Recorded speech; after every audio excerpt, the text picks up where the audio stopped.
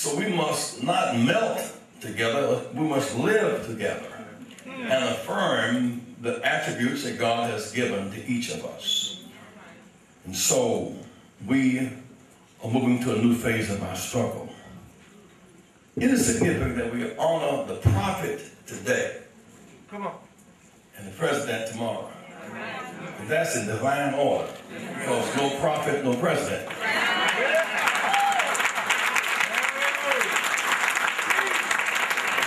The prophet tore down walls. The president walked across bridges.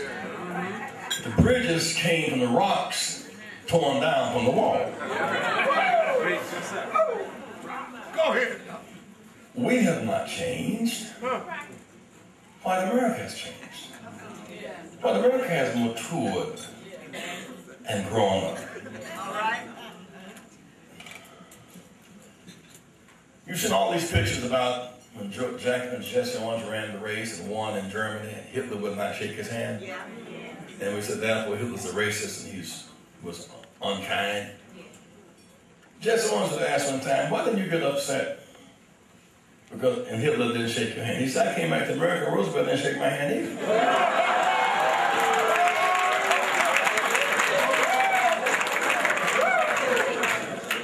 I didn't get invited to the White House to show off my gold medals either. And that's why the World War II soldiers, my father's group, they came back, their theme was double V. Victory against Nazism abroad and victory against racism at home. Because they had to fight the battle on both sides of the ocean, and they won on both sides. The American white soldiers felt closer to the Nazi people than they did to the black soldier allies. We marched in Washington 63, Nazi POWs had rights on military bases that black soldiers didn't have. Don't you let them talk about new generation as if you can brag about when you were born. You had nothing to do with that. This is intergenerational. That's right. So the Bible keeps saying, remove not the ancient landmarks. It goes a step further to the young ones among us. Children of Israel got across the Red Sea. The Jordan River. And they were jumping up and down. They knew they didn't swim across. There was no engineering miracle to hem up the waters. God intervened and stopped it. And they got across without mud on their shoes. They were jumping up and down like they swam across. And the Bible says, look here, you're going to get 12 stones to put back in that river. Why? Because you know how you got across. But in time to come, your children will ask you, how did you get across? Come on now. If you tell them, they will know and they will honor the God that made it possible. But if they do not know, they will honor false gods and make the real God angry. So we must tell our story that children might know how we got across. You think that Martin Luther King was not qualified to be Secretary of State, as was Colin Powell of Condoleezza Rice? You think Thurgood Marshall could have been Attorney General? You think that Whitney Young could have been held in human service? Come on. Come on. Why couldn't they? Because their mission was different. They had to tear down the walls. So the bridge should be built.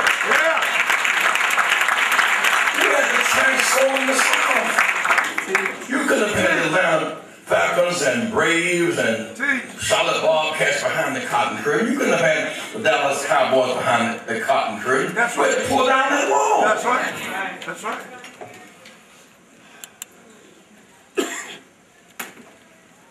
The prophets, harsh words, and risky behavior and death made the president possible. And it's continuity. How can I put this in the joke?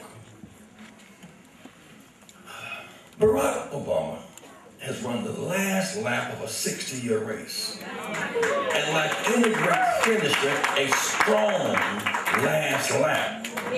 But this is not a 4-year race. Come on. It's a tag team race.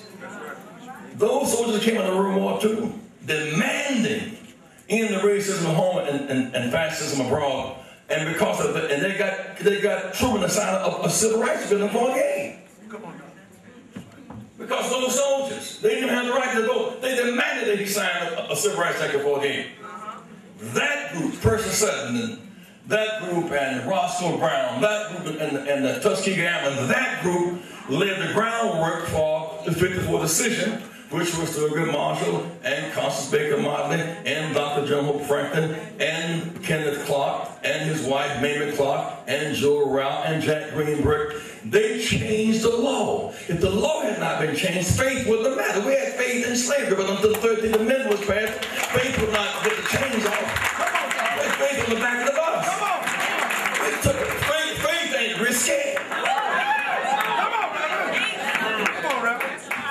Hope ain't risky. Yeah. Changing laws are risky. Yeah.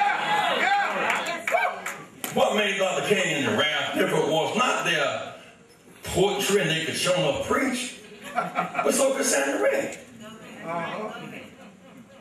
So could William Home Borders. Yes.